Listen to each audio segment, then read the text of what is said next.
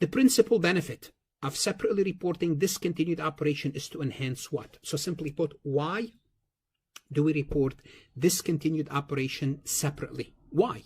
Well, A, predictive ability of future profitability. And the answer is yes. This is the answer.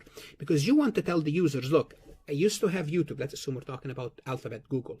I used to have YouTube, okay? But don't count on any YouTube profit in the future, or don't factor any YouTube losses in my companies in the future, because I'm listing this separately now. I'm getting rid of it. And that's why we do things certain way. That's why we discontinued the operation. We take it out.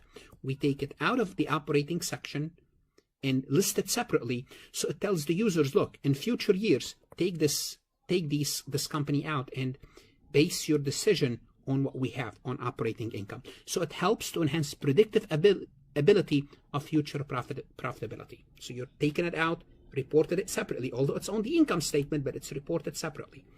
Consistency in reporting? No, here the predictive ability is better than consistency. Consistency means using the same method, which you should, but once you have a discontinued operation, you have to show it separately. Intra-period continuity? Not really. Comprehensive reporting? I'm not sure, there's comprehensive income, comprehensive reporting, not really a technical term here.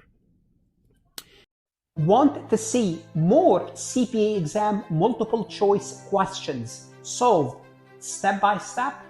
At farhatlectures.com, you will get hundreds of video solved MCQs step by step, including previously released AI CPA questions, previously released AI CPA simulation, in-depth lectures and resources to prepare for the CPA exam, AI tools that's going to help you study smarter, not harder, CPA exam podcast lessons where you can learn on the go.